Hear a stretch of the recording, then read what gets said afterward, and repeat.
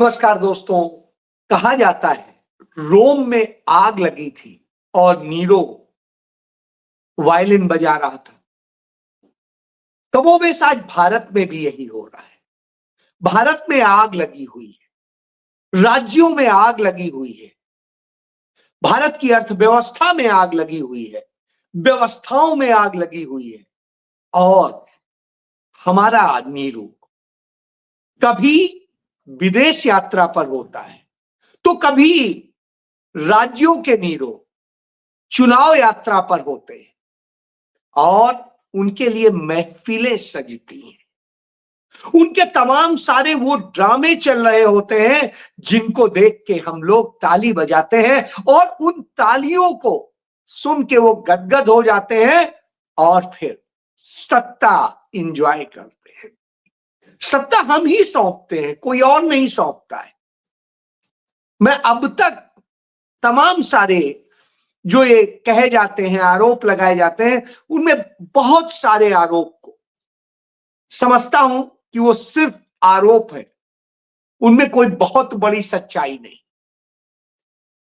निश्चित रूप से कुछ दबाव होते हैं, कुछ दूसरी चीजें होती हैं, लेकिन इसके बावजूद क्या हम सोच रहे हैं? यह सवाल है।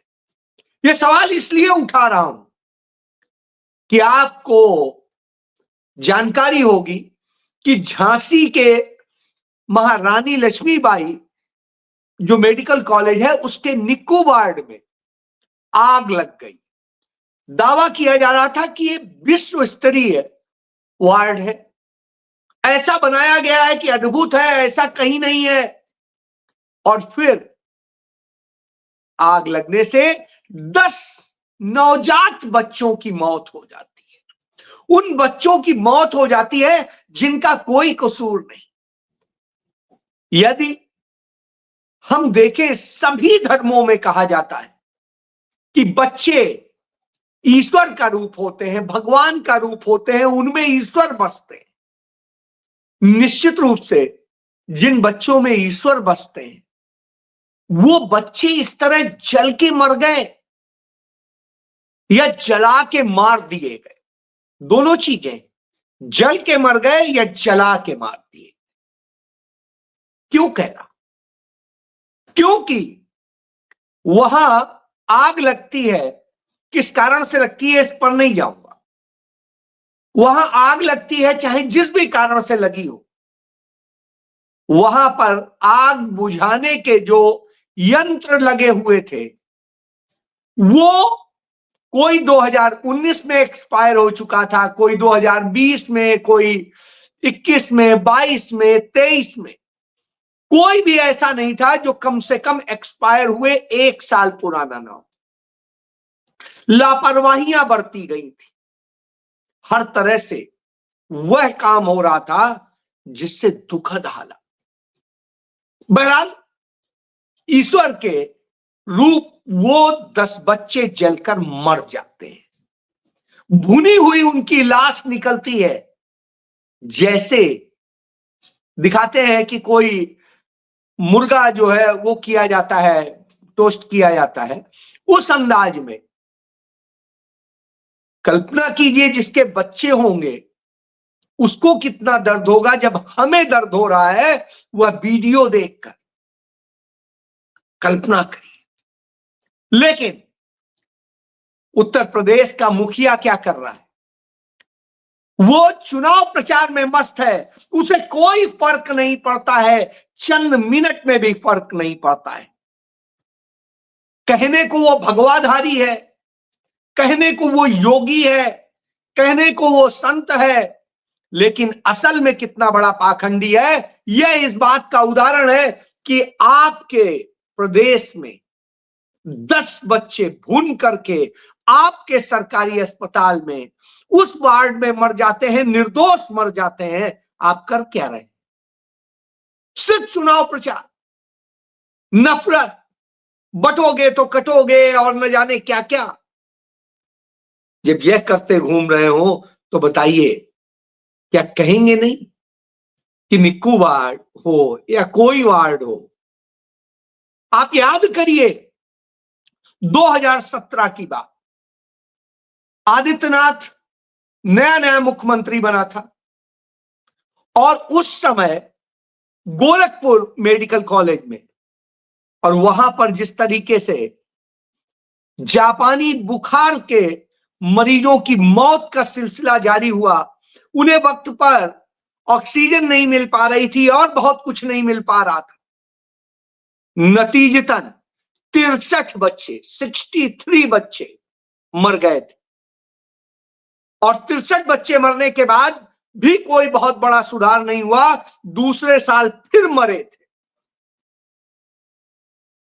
और आरोप चंद लोगों पे मढ़ दिया गया और मढ़ करके वो डॉक्टर काफिल जो उस समय मेडिकल कॉलेज में उन बच्चों को बचाने के लिए अपने स्तर पर ला करके, अपने नर्सिंग होम से ला करके ऑक्सीजन लगा रहे थे और मदद कर रहे थे, उन्हीं को आरोपी बना करके सस्पेंड कर दिया गया। गुनाह क्या था कि वो मुस्लिम समुदाय से थे।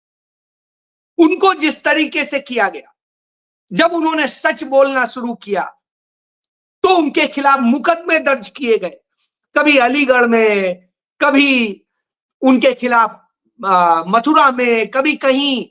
अंत में श्रीमती प्रियंका गांधी ने उन्हें मदद करी और उन्हें राजस्थान में सुरक्षित रखने की व्यवस्था करी।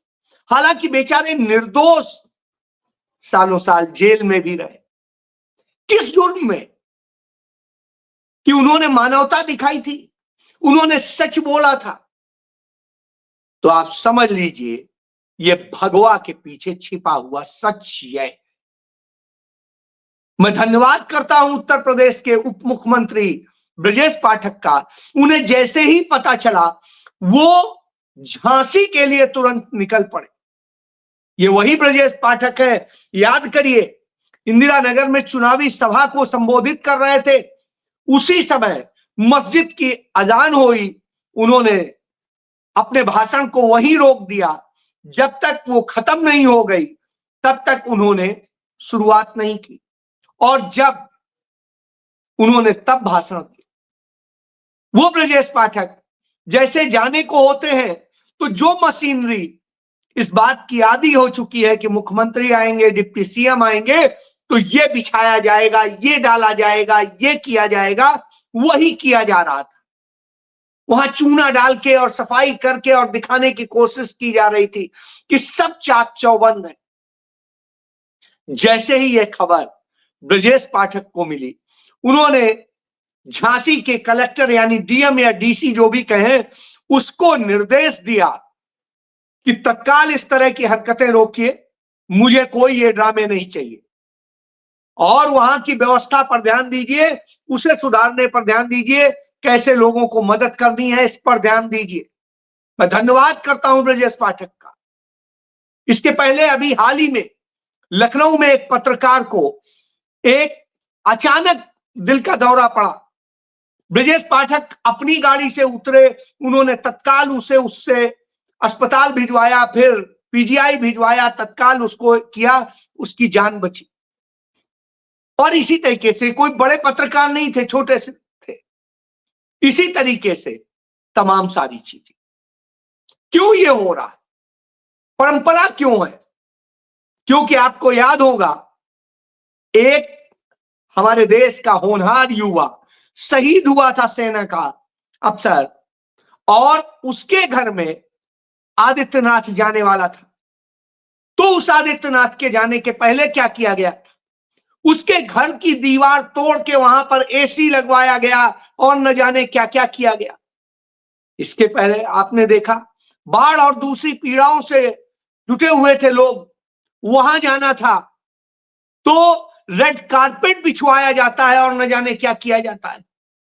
इसी तरीके से आगरा में पीड़ितों के घर जाना था तो रेड कारपेट बिछवाया जा रहा था। तो जब रेड कारपेट बिछवाए जा रहे हो, ये किया जा रहा हो और तमाम तरह की चीजें की जा रही हो, तो आप समझ सकते हैं कि क्या हुआ। ऐसे में ब्रजेश पाठक का इस पर तत्काल संजीदा होना और एक्शन लेने की बात कहना बड़ी बात। राहुल गांधी ने इसको लेकर संवेदना व्यक्त करते हुए यही कहा कि इस तरह की घटनाएं नहीं होनी चाहिए, ये रुकनी चाहिए और इसके लिए प्रॉपर व्यवस्था और संवेदनशीलता होनी चाहिए। निश्चित रूप से यही जरूरत है, यह राजनीति नहीं है, यह है वास्तविक बात। राजनीति वह होती है जब आरोप प्रत्यारोप शुरू हो जाते। राहुल गांधी ने यह नहीं किया, उन्होंने कहा संवेदन होकर के इस पे कीजिए क्योंकि बच्चों का मामला है। आप याद करिए 2008 उस वक्त में शिवराज जो है पाटिल देश के गृह मंत्री हुआ करते थे। मुंबई में अटैक हुआ था, उन्होंने 2 बार कपड़े क्या बदले, नतीजतन यह हुआ इसी देश का यह मीडिया जो गोदी मीडिया आज कहलाता है, वह मीडिया मेन स्ट्रीम मीडिया में भी उसी में था उस वक्त, और उसमें यह पूरा अभियान चलाया गया कि एक तरफ लोग जो है फंसे हुए हैं, गोलियां चल रही हैं, हमारे लोग शहीद हो रहे हैं और देश का गृह मंत्री बार बार कपड़े बदल रहा है। जबकि सच्चाई ये थी कि एक कपड़ा वो पहन के जो दिल्ली से आए थे वो गंदा हो गया था और इसके बाद में उन्होंने दूसरा कपड़ा पहना था। बस इतनी सी बात पर उस जैसा ईमानदार और अच्छे राजनेता को कैसे लांछित किया गया। लेकिन मैं कांग्रेस पार्टी की संवेदनशीलता को कहूंगा कि उसने अपने उन गृह मंत्री से इस्तीफा ले लिया, कहा यह वक्त ऐसा नहीं था, इस वक्त में आपको थोड़ी देर संयम बरतना चाहिए था क्योंकि संवेदनशीलता का संदेश भी जाना चाहिए। हमें संवेदनशील जब हम होंगे, हम प्रोटोकॉल और सब चीजें छोड़ करके देश की मानवता और उसके लिए काम करेंगे, तभी सही संदेश जाएगा कि हम असल में वह नेता है जो जनता के प्रतिनिधि है।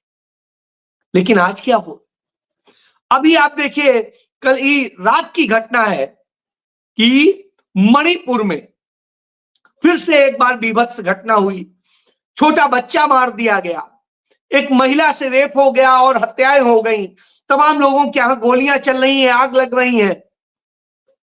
वहां के आदिवासी प्रदर्शन कर रहे हैं, आदिवासियों के खेत को जाकर के दूसरे समुदाय के लोग जाकर के काट लेते हैं, जिसे उन्होंने पूरे साल भर वो किया था। इस तरह से सारी चीजें हो रही हैं और लगातार एक दिन से नहीं हो रही, पिछले 1.5 साल से ये सब चल रहा है, उससे ज्यादा हो गया। और तथाकथित विश्व गुरु दुनिया में घूम घूम के छोटे छोटे देशों से और जगह से जहां मुनाफा देने और धंधा करने का कार्यक्रम चल रहा है, वहां से पुरस्कार, हाँ हमें सम्मानित कर दो और फिर धंधा करो, कुछ भी करो, इस तरह का जब चल रहा हो तो वही नरेंद्र मोदी विदेश की यात्राओं में व्यस्त है, दुनिया में घूम रहे हैं, लेकिन उस मणिपुर जाकर के वहां के लोगों के आंसू पोंछने का उनको वक्त नहीं मिला।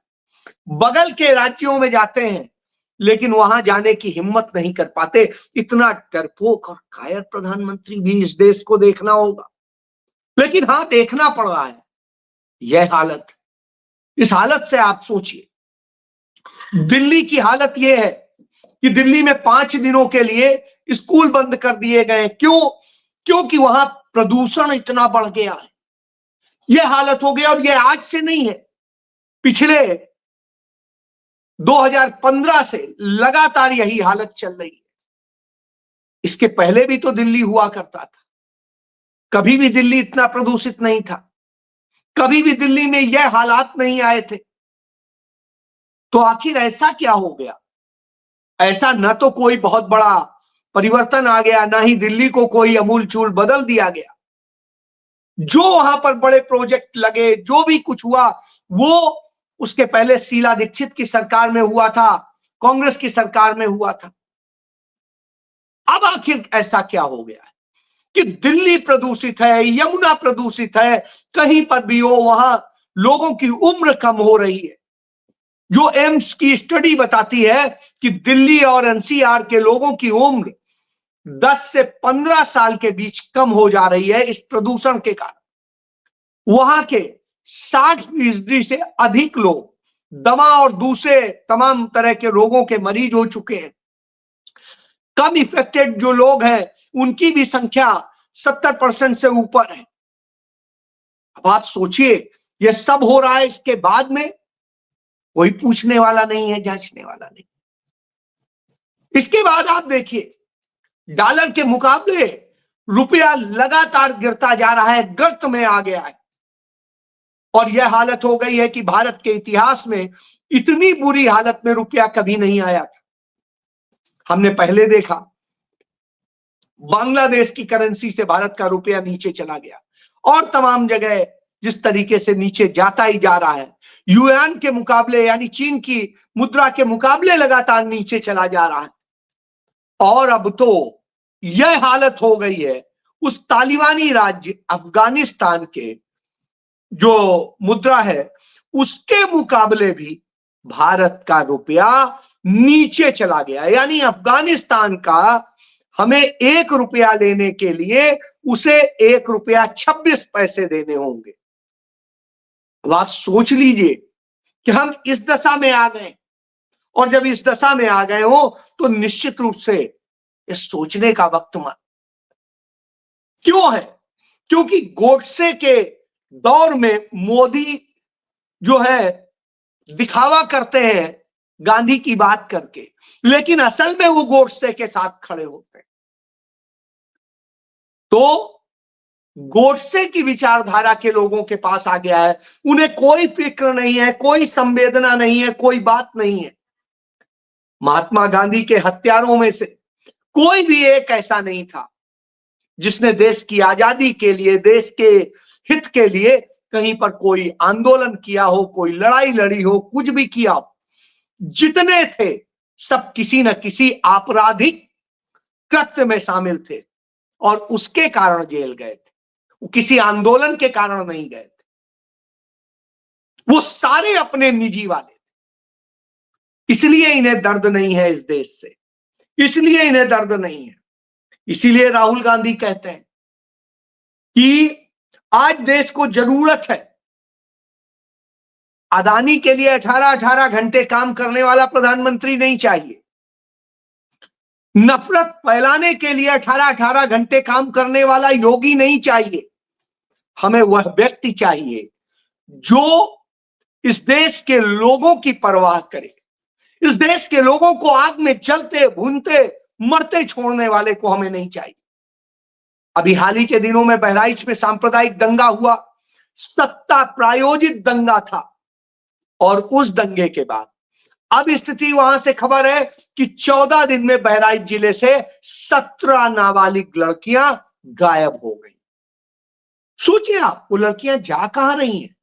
इसके पहले हमें पता कि किस तरीके से गुजरात में चंद सालों में हजारों हजार लड़कियां गायब हो गई, हजारों हजार लड़कियां, आज तक कोई पता नहीं है। और जब कुछ पता ना हो तो आप समझ लीजिए। इसलिए राहुल गांधी बार बार यह बात कहते हैं कि जरूरत है इस देश के लोगों को न्याय देने की, लेकिन हमारे यहां तो प्रचारजीवी प्रधानमंत्री है, प्रचारजीवी मुख्यमंत्री है, उनका कहीं पर कोई योगदान नहीं है, न इस देश की आजादी में, न इस देश को बनाने में, न इस देश को संवारने। उनका सिर्फ अपने को संवारना है, अपने लिए करना है और अपने लिए ही जीना है। जब यह खेल चल रहा हो तब निश्चित रूप से आता है। इसीलिए तो मल्लिकार्जुन खड़गे कहते हैं, बार बार कहते हैं, जो कांग्रेस अध्यक्ष हैं, कि इस देश में कांग्रेस पार्टी ने ही जो स्कूल बनाए थे वहीं से आप पढ़ के निकले, यदि आपने कुछ पढ़ा है। उनके ही बनाए IIT, IIM, AIIMS, engineering colleges और सबसे निकले हुए स्टूडेंट्स पूरी दुनिया में आज देश का नाम रोशन कर रहे हैं। इसके बाद में जहां जिनके नाम पर आपको सब कुछ मिल रहा है, आज आप रोटी खा पा रहे हैं, पानी पी पा रहे हैं और कुछ कर पा रहे हैं, तो वो देश के सबसे बड़े 8 बांध पंडित जवाहरलाल नेहरू ने ही बनाए थे, उन्हीं के बनाए उन बांध से आज देश का हर कोना पानी पी पा रहा है, जी पा रहा है। तो आप सोचिए किस स्थिति में लाके देश को खड़ा कर दिया। इसलिए नीरो वायलिन बजा रहा है नहीं, विदेश घूम रहा है, भाषण दे रहा है, लेकिन देश चल रहा है, मासूम बच्चे चल रहे हैं, मर रहे हैं, और हम उनके भाषणों पे, उनके ड्रामे पे, सब पे विश्वगुरु कह के और न जाने क्या क्या कह के, योगी बाबा, बुलडोजर बाबा कह के तालियां बजाते हैं और वोट दे आते हैं। तो चिंता इस बात की नहीं है कि वो क्या कर रहे हैं, चिंता इस बात की है कि हम कितने घिनौने हैं कि ऐसे लोगों को वोट दे आते हैं। फैसला तो आपको करना है। जय